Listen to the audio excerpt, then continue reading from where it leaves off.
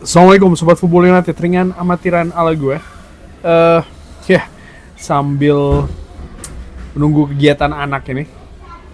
Jadi gue ingin membahas ada konferensi pers ya terkait pertandingan Crystal Palace menghadapi Manchester United. Seperti biasa juga gue bahas di channel ini ya Sobat Football United. Sumber juga seperti biasa gue ambil rangkumannya dari Manchester Evening News. Pertandingan yang gue juga sudah bahas sebenarnya previewnya secara ngobrol live, jadi Sobat Football nanti juga bisa melihat ya pembahasannya, termasuk juga ya, secara ringan amatiran gue bahas bagaimana ini cara Manchester United untuk bisa menghadapi Crystal Palace, di mana situasinya lebih berat ke tuan rumah ya. Mereka tidak terkalahkan di kandang sendiri, mereka merupakan tim dengan pertahanan terbaik nomor 2 sampai dengan sejauh ini juga.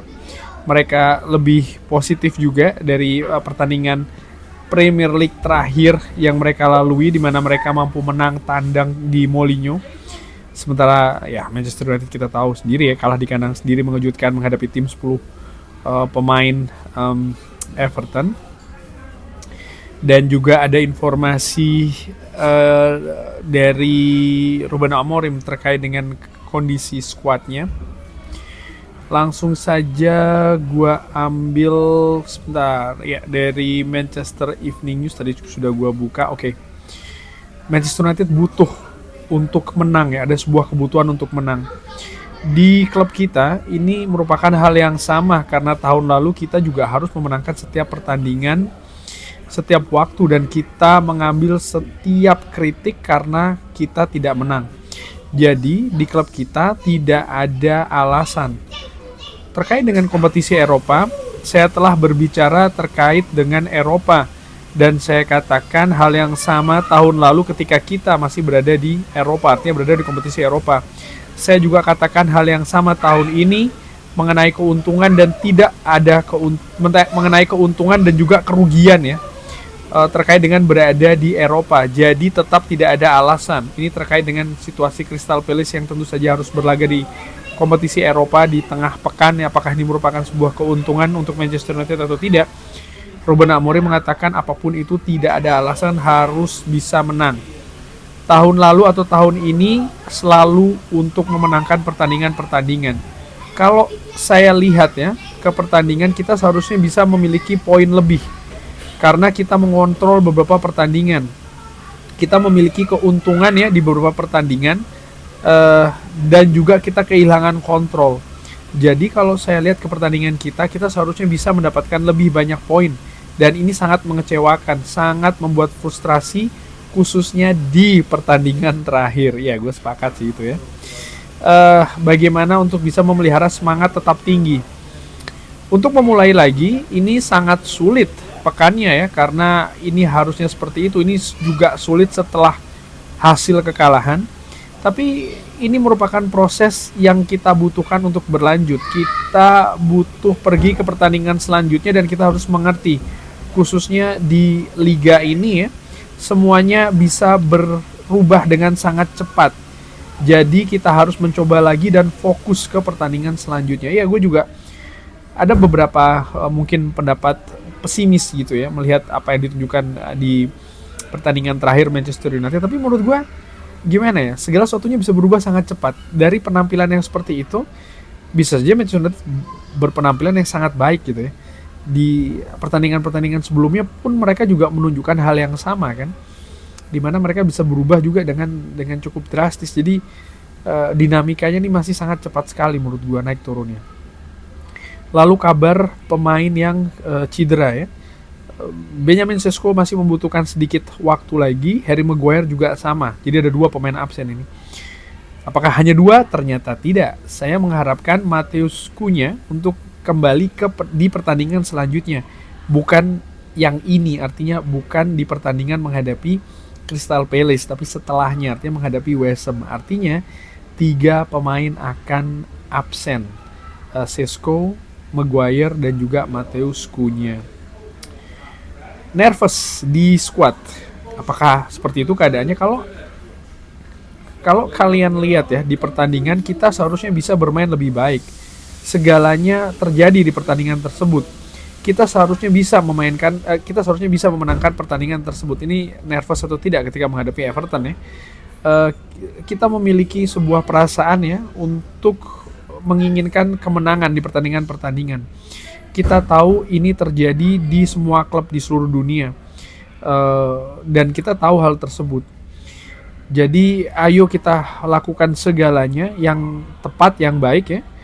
Tapi lagi-lagi kita kalah di pertandingan tersebut. Kita tidak bisa merubah hal tersebut, jadi harus fokus ke pertandingan selanjutnya.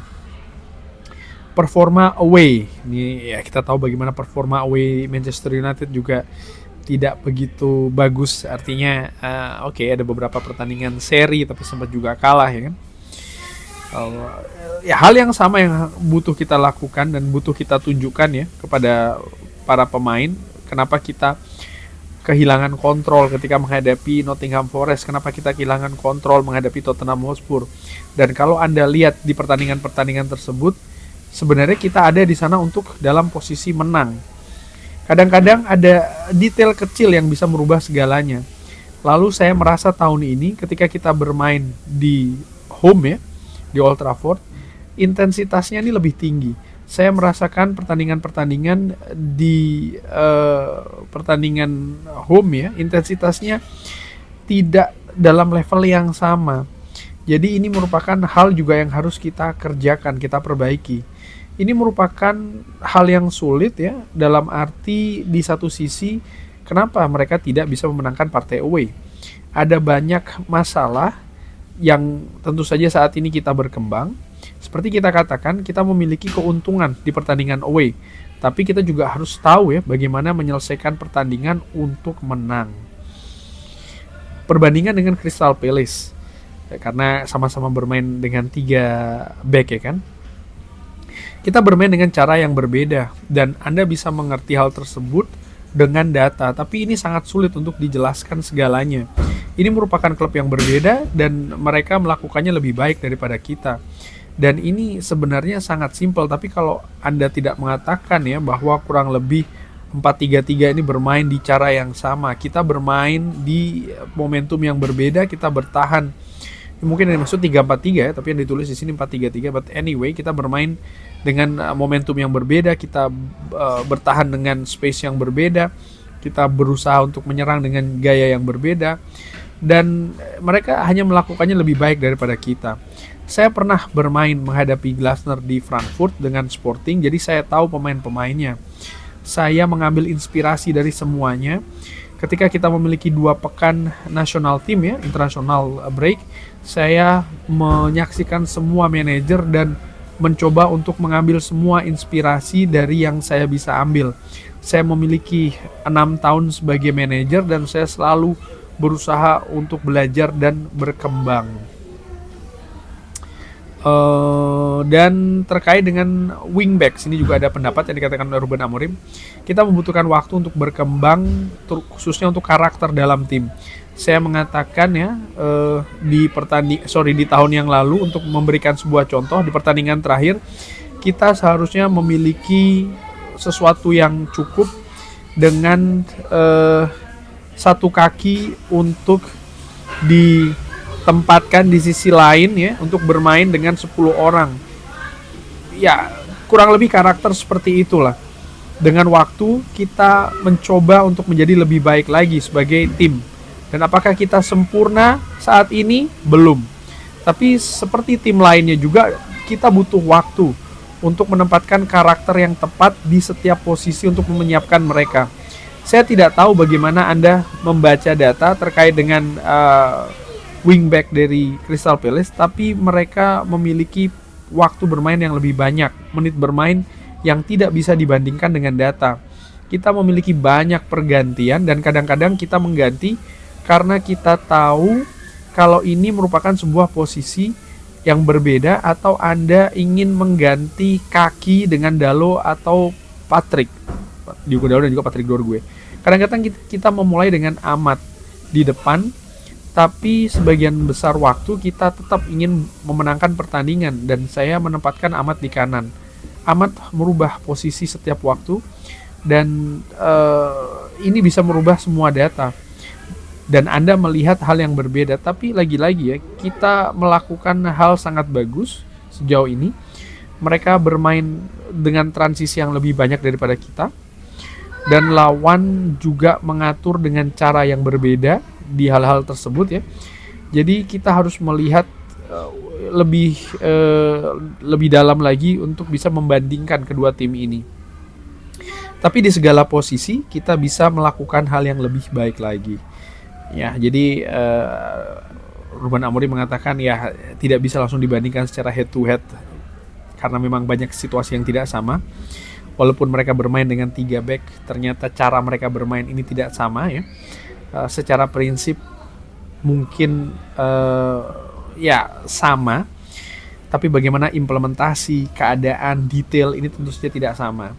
Hal yang menarik juga yang disinggung bagaimana performa away dari Manchester United, terutama dari sisi hasil away mungkin masih belum positif, tapi ada beberapa situasi sebenarnya mereka bisa mendapatkan hal yang lebih baik lagi, lebih positif lagi. Ada kontrol-kontrol yang kehilangan, fokus-fokus yang lenyap dalam sesaat, dan detail-detail yang kurang mereka perhatikan, sehingga akhirnya mereka tidak bisa mendapatkan 3 poin. Dan semoga ini bisa berubah nanti menghadapi Crystal Palace. Kurang lebih seperti itu membahas konferensi pers Ruben Amorim.